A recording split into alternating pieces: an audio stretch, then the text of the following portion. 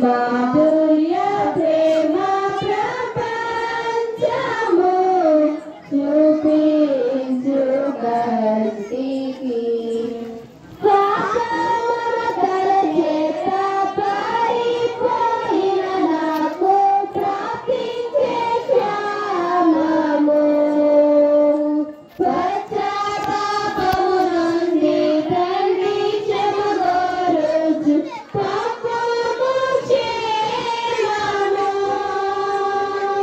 ప్రభుని దోషిలో ముఖము చెల్లని నాకు పుట్టించే ధైర్యము బయలు బయలు ఆ చొప్పు ఎక్కడ ముఖము చెల్లని నాకు పుట్టించే ధైర్యము మార్గము చూపుము ఇంటికి నా తండ్రి ఇంటికి మాధుర్య ప్రేమ ప్రపంచము చూపించు కంటికి ధనమే సర్వం బడుచు సుఖమే స్వర్గం బలుచు తండ్రిని వీడితే ధరణి భోగములెల్లా బ్రతుకు ధ్వంసము చేయ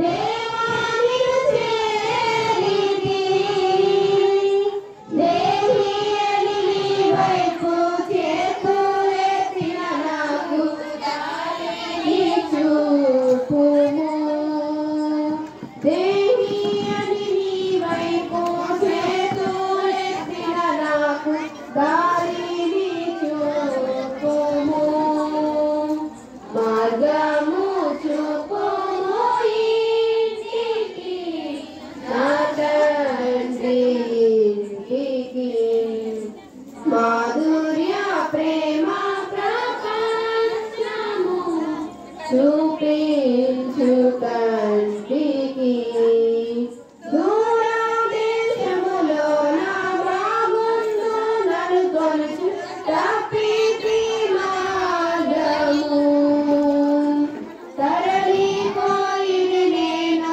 నమ్మిన హితులెల్ల తరిమే దారిద్ర్యము ఉందా పైన మోతిని నయనపై కురిపించు ధన్యుని చేయుము ఉందా మరి అది కూడా దాక్షిణ్యమూర్తిని నయనపై కురిపించు ధన్యుని చేయుము మార్గము చూపుము ఇంటికి నా తండ్రి ఇంటికి మాధుర్య ప్రేమ ప్రపంచము చూపించు కంటికి అమ్ముకొంటిని నన్ను అదమూడవటికినాదు ఆకలి బాధలో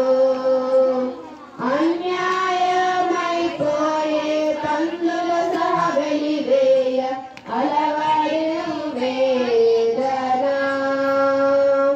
అడగకి అవినీతి మేల్కొనియే మానవత ఆశ్రయము చూపుము మార్గము చూపుము ఇంటికి నా తండ్రి ఇంటికి మాధుర్య ప్రేమ ప్రపంచము చూపించు కంటికి కొడుకునే కాదనుచు గృహమే చెరసాలనుచు కోపించి వేలితి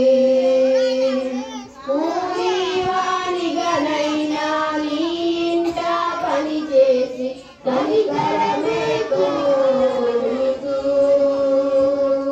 కాదనకు నా తండ్రి దిక్కే మారును లేదు క్షమించి బ్రోవుము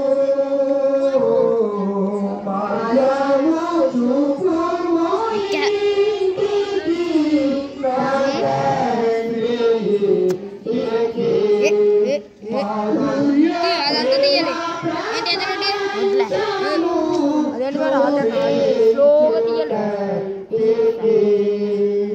నా తండ్రి నన్ను చూసి పరిగెత్తునే పెంచి నాపై పడి లేచెను. మన జీవమును పూర్తి ఇంటికి తోడ్కొని వెళ్ళి నన్ను దీవించెను. నా జీవిత హృదయంతా యేసు ప్రేమకు దయలు సాధ్యమై ఉండును. మార్గము చూపుము ఇంటికి నా తండ్రి ఇంటికి. మాధుర్య ప్రేమ ప్రపంచము అది అంత మర్చిపోయాను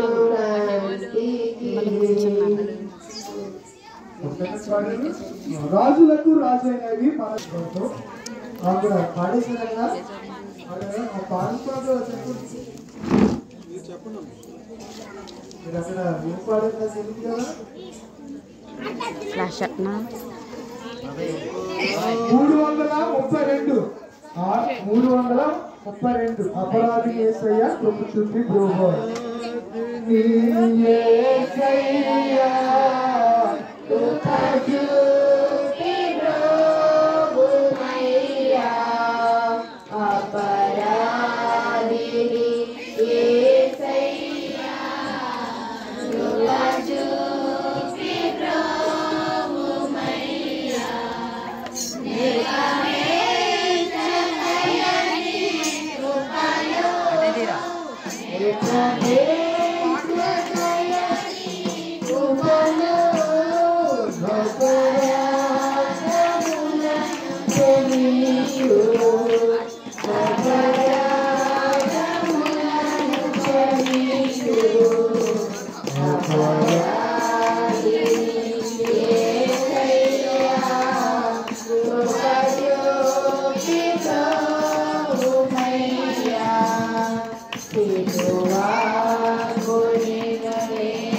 ఆడపిల్లలు దగ్గర వెళ్ళి కూర్చున్నాడు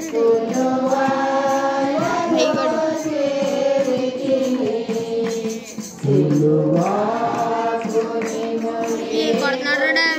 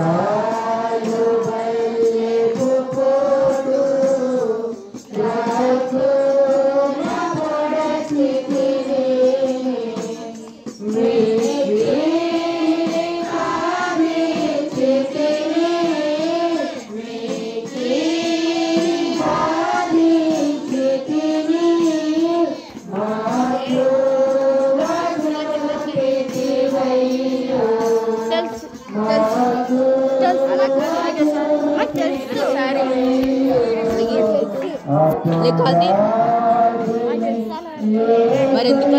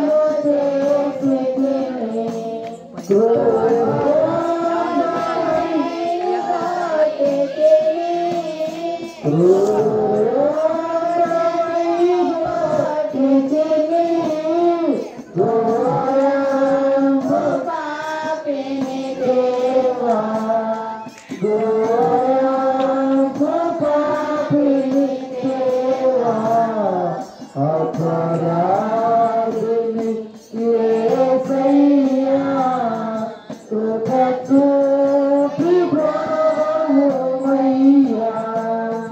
సింధేటి రక్తమునాకై కోరేమదే బలచేత సింధేటి రక్తమునాకై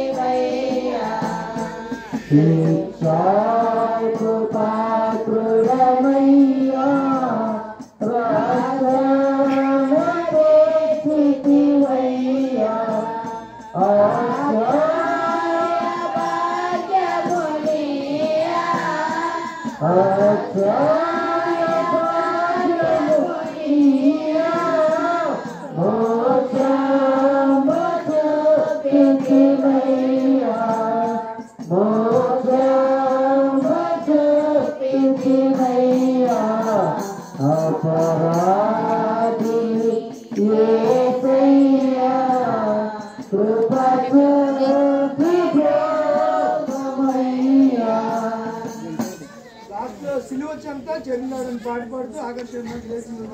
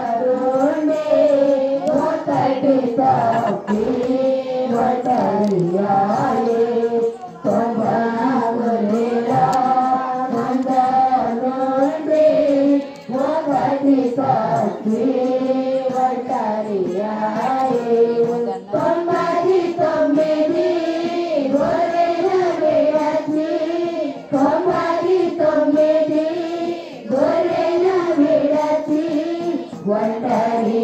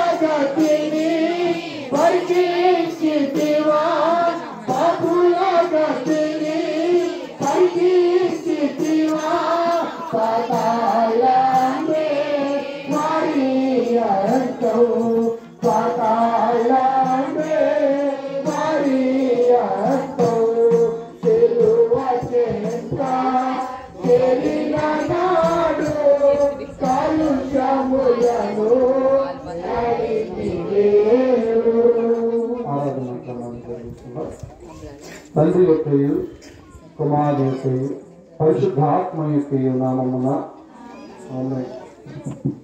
ఓ ప్రభువా నా పెదవులను తెరువుము, ఓ దేవా నన్ను విడిపించుటకు త్వరగా రమ్ము. తండ్రికి నీ కుమారునికి నీ పరిశుద్ధాత్మకును ఆదియందు ఇప్పుడు ఎల్లప్పుడూ యుగాయుగములకున్నట్లు మహిమ కలుగునుగాక. ఈ సమయంలో ఉత్తర పత్రాలు చదువుతుందండి. 79వ కీర్తన 79వ అధ్యాయము చదువు.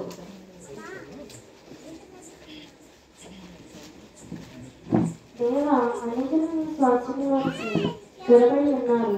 వారిని పరిశుద్ధాన్ని పవిత్రపరిచి ఉన్నారు. యెరూషలేమును పాడు కుప్పలుగా చేసి ఉన్నారు. అపవిత్రపరిచి ఉన్నారు. యెరూషలేమును పాడు కుప్పలుగా చేసి ఉన్నారు.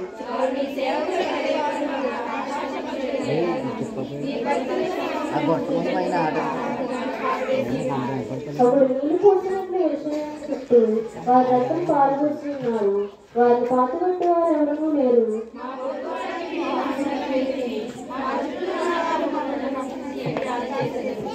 యెహోవా ఎంతవరకు కోపపడును? ఎల్లప్పుడూ కోపపడుదుగా? నీ రోషం అగ్నిని ఎల్లప్పుడూ ముందునా?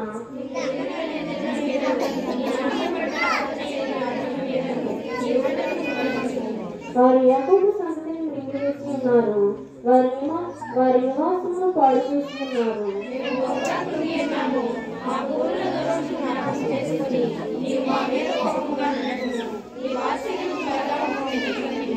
మా రక్షణ కర్తవు దేవా, నీ నామ ప్రభావం బట్టి మాకు సహాయం చేయు. నీ నామం బట్టి మా పాపమును పరిహరించి మమ్మల్ని రక్షింపు.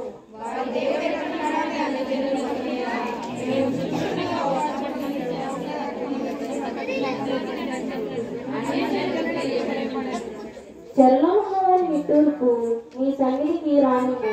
నీ బహుళ అతిశయమును చూపుము. చావునకు విధింపబడిన వారిని కాపాడు.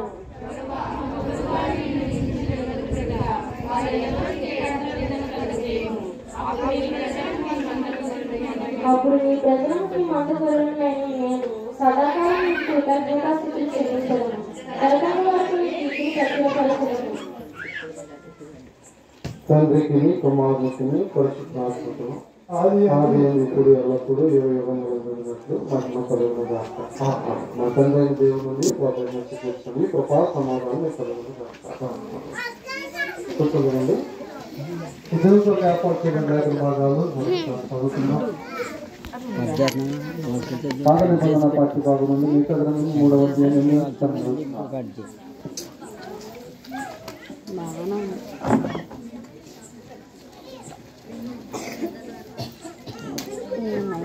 నేనైతే యాకోబు సంతతి వారికి తమ దోషమును, ఇశ్రాయేలీయులకు తమ పాపమును కలుపరుచుటకై యెహోవా ఆత్మావేశము చేత బలముతోనూ తీర్పు తీర్చు శక్తితోనూ ధైర్యంతోనూ నింపబడిన వాడనై ఉన్నాను. యాకోబు సంతతి వారి ప్రధానులారా, ఇశ్రాయేలీయుల అధిపతులారా, న్యాయము తృణీకరించుచు దుర్నీతిని నీతిగా ఎంచువారులారా, ఈ మాట ఆలకించుడి. నరహత్య చేయుట చేత సియోనును మీరు పట్టుదురు. దుష్టత్వము జరిగించుట చేత యెరూషలేమును మీరు కట్టుదురు. జనుల ప్రధానులు లంచము పుచ్చుకొని తీర్పు తీర్చుదురు. వారి యాజకులు కూలికి బోధింతురు. ప్రవక్తలు ద్రవ్యము కొరకు సోది చెప్పదురు. అయినను వారు యెహోవాను ఆధారం చేసుకుని యెహోవా మన మధ్యనున్నాడు కదా, ఏ కీడు మనకు రానే రాదని అనుకొందురు. కాబట్టి చెలులు దున్నబడినట్లు మిమ్మల్ని బట్టి సియోను దున్నబడును. యెరూషలేము రాళ్ళు కుప్పలమును, మందిరంలో ఉన్న పర్వతము అరణ్యంలోని ఉన్నత స్థలము వలె అగును. రెండవదిగా లోకసభ 21వ అధ్యాయం 5 నుంచి 9 వరకు.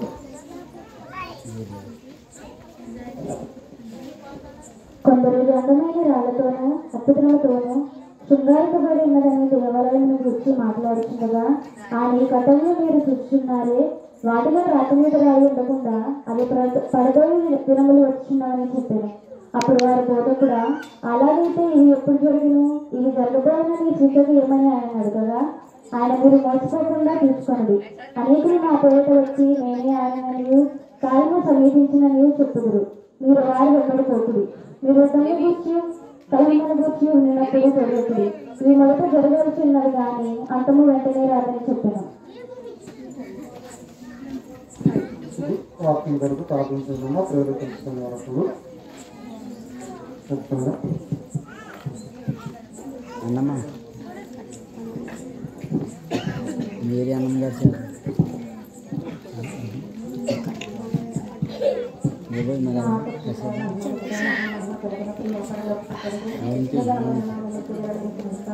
కట్ చేస్తా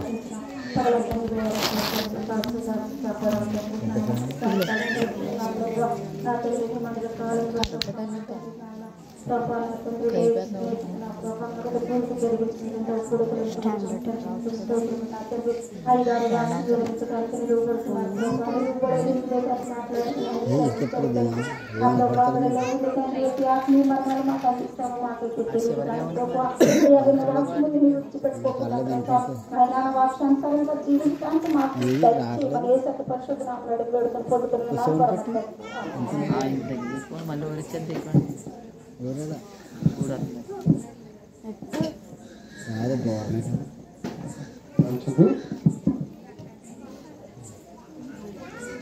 ఈరోజు రెండవ కూటము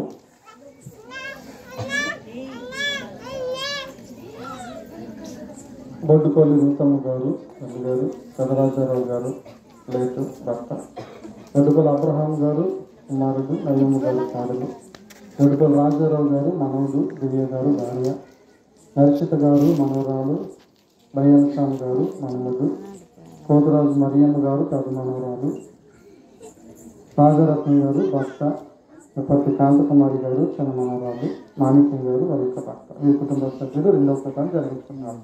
దేవుడు వారిని వారి కుటుంబాన్ని జీవించను గాక. ఆమె వాక్యము మరి కొద్ది నిమిషాలు దేవుని యొక్క మరి వాక్యాన్ని చివరిగా అందించాల్సిన సమయం.